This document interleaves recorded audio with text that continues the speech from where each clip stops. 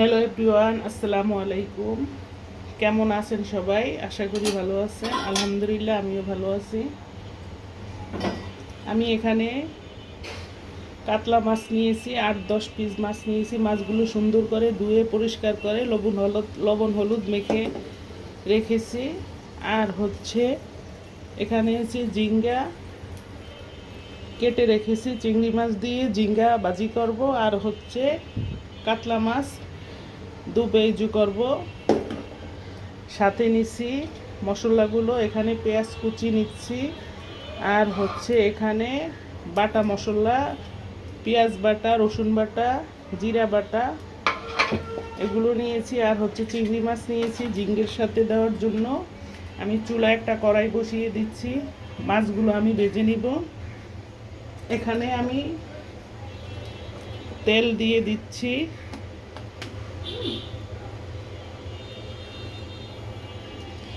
মাছটা ভেজে রান্না করব, দো পেঁয়াজু করব, মানে পেঁয়াজের পরিমাণটা অনেক বাড়িয়ে দিব।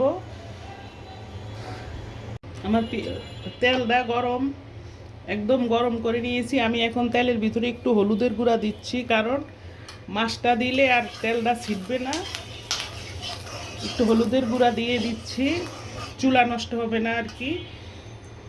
এখন মাছের পিসগুলো দিয়ে দিচ্ছি।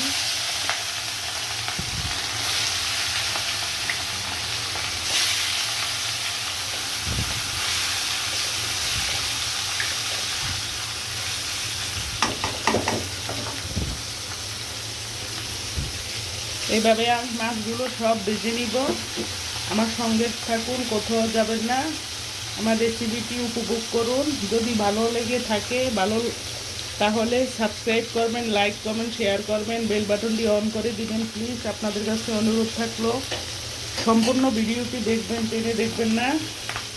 আমার সাথে থাকুন, আমাকে বন্ধু বানিয়ে নিন। আমার প্রিয় দর্শকেরা, আমার ভালোবাসার দর্শকেরা, আমার সাথে থাকুন, রেসিপিটি দেখতে থাকুন।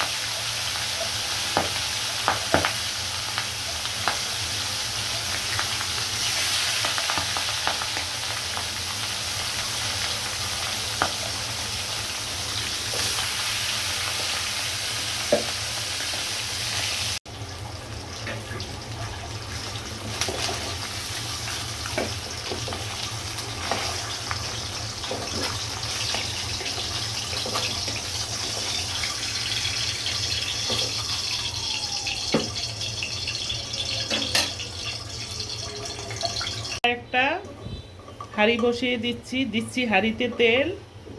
এখন দিচ্ছি পেঁয়াজ কুচি। মাছটা আমার ভাজা করা হয়ে গিয়েছে। আমি এখন মাছটা বসিয়ে দিব। পেঁয়াজ কুচি দিচ্ছি। আমি বাটা পেঁয়াজ এবং কাটা পেঁয়াজ দুই রকমের পেঁয়াজ দিব। পেঁয়াজটা হালকা লাল করে ভেজে নিচ্ছি। একটু লবণ দিয়ে দিচ্ছি। পেঁয়াজের ভিতরে লবণ দিলে হয় কি, পেঁয়াজটা তাড়াতাড়ি নরম হয়ে যায়, একদম গলে যায়। এইভাবে আমি পেঁয়াজটা ভেজে নিব। আমি অল্প করে তেল দিচ্ছি, কারণ মাছটা যে তেলে ভেজে নিয়েছি ওই তেলটাও দিব রান্নার ভিতরে। এই চুলায় আমি ভাজিটা বসিয়ে দিব, ঝিঙ্গা ভাজিটা বসিয়ে দিব। দিচ্ছি তেল, পেঁয়াজ। আমি রসুন দিব না ঝিঙ্গার সাথে রসুন দিলে একটা গন্ধ আসে। ঝিঙ্গার যে ফ্লেভারটা, ওই ফ্লেভারটা নষ্ট করে দেয় রসুন দিলে।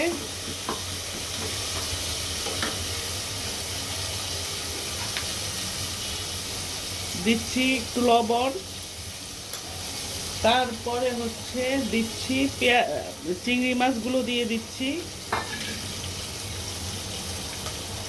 অল্প করে চিংড়ি মাছ দিছি, কারণ আমাদের সব সময় সবজির সাথে চিংড়ি মাছটা খাওয়া হয়। এত চিংড়ি মাছ খাওয়া কিন্তু শরীরের জন্য অনেক ক্ষতি, অনেক খারাপ।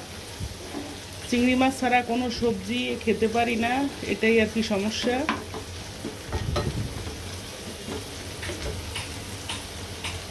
চিংড়ি মাছটা কালার আসার জন্য একটু হলুদের গুঁড়া দিয়ে দিচ্ছি।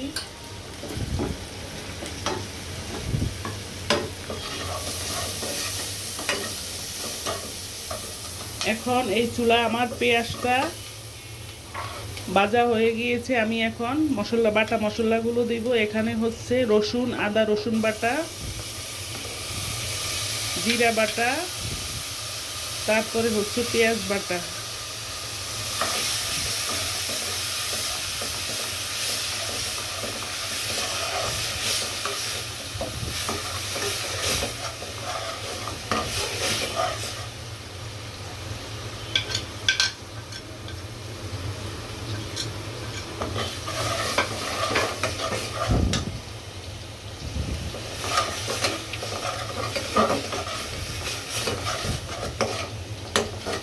এভাবে পেঁয়াজটা ভেজে নিয়ে এখন মশলাগুলো দিয়ে দিব, গুঁড়া মশলাগুলো দিব। গুঁড়া মশলার ভিতরে হচ্ছে হলুদের গুঁড়া অল্প করে দিচ্ছি মরিচ গুঁড়া, মরিচের পরিমাণটা একটু বাড়িয়ে দিচ্ছি। একটু লাল লাল ঝাল ঝাল করে মাছের এই দো পেঁয়াজুটা করব আমি।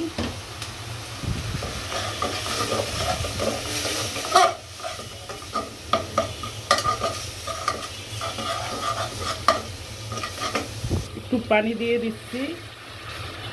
পানিটা দিয়ে মশলাটা কষিয়ে নিব।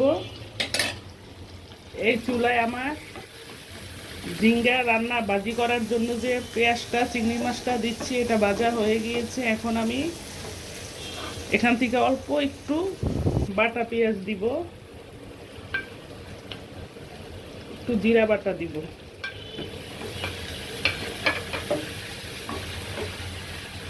আর হচ্ছে দিব একটু মরিচের গুঁড়া, আর সামান্য করে একটু হলুদ গুঁড়া দিচ্ছি।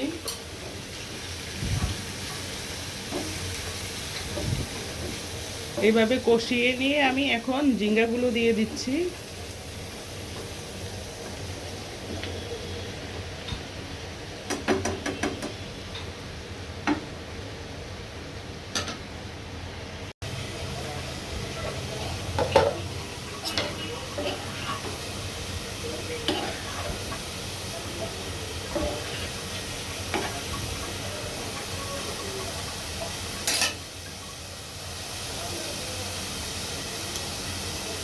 আর একটু লবণ দিয়ে দিব। এখন দিব হচ্ছে কাঁচামরিচ। আমি এখানে 2টা কাঁচামরিচ ফালি করে দিয়ে দিচ্ছি। এখানে আমার মশলাটা সুন্দর মতো কষিয়ে নিচ্ছি। মশলাটা কষানো হয়ে গিয়েছে। আমি এখন ঝোলের জন্য পানি দিব। পানিটা যখন ফুটে আসবে তখন আমি মাছগুলো দিয়ে দিব। মশলাটা কষানোর উপরে মাছের টেস্টটা আসবে, সম্পূর্ণভাবে টেস্ট আসবে। যত সুন্দর করে মশলা কষিয়ে নেবেন ততই টেস্ট বাড়বে, খেতে ভালো লাগবে। একটু কষ্ট হলেও মশলা সুন্দর মতো কষিয়ে নেওয়ার চেষ্টা করবেন আপনারাও। আমি কিন্তু এই গরমের ভিতরে, অসম্ভব গরম, এর ভিতরে শুধুমাত্র আপনাদের জন্য এই রান্নাটা করে নিচ্ছি। এইভাবে অনেক কষ্ট করে রান্না করছি, মানে সেই লেভেলের গরম, সহ্য করার বাইরে। মশলাটা আমার কষানো হয়ে গিয়েছে, একদম সুন্দর করে কষিয়ে নিয়েছি।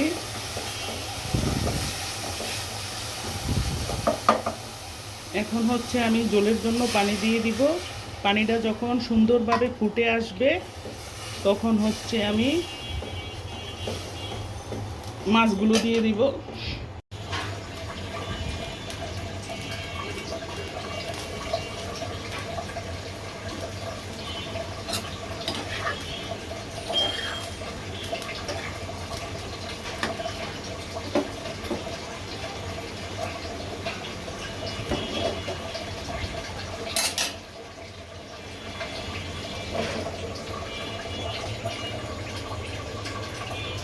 এখন আমার মশলাটা সম্পূর্ণ কষিয়ে আমি যে পানিটা দিয়েছি ওই পানিটা সুন্দর করে ফুটে আসছে। একদম যে একটা জোশ মানে কাঁচা যে একটা পানির ওইটা চলে গেছে। এখন আমি এক এক করে সব মাছগুলো দিয়ে দিব।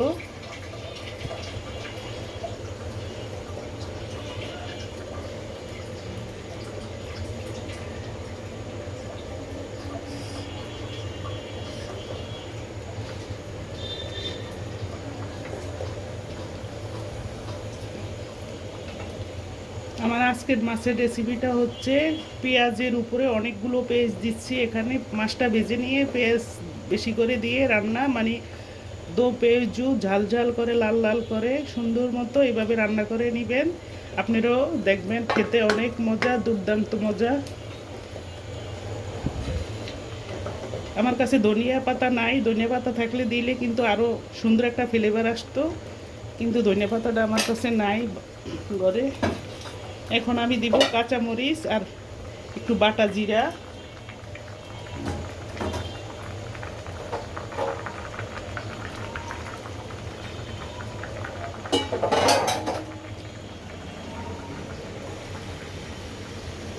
এই চুলায় দেখেন আমার জিঙ্গার কালারটা।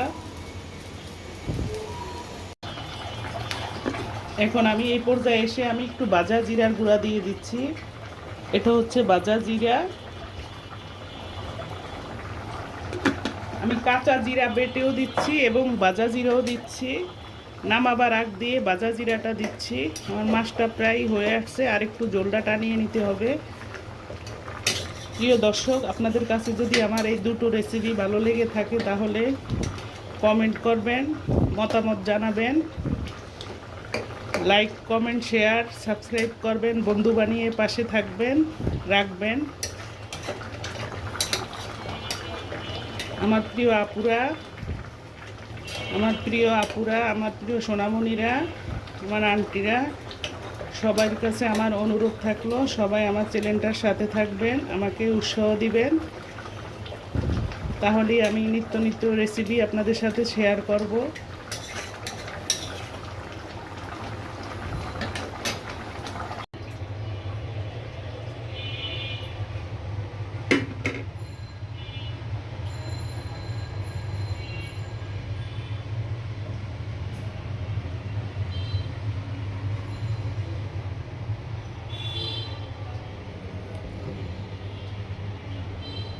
প্রিয় দর্শক, আমার রান্নাগুলো শেষ করে নিচ্ছি।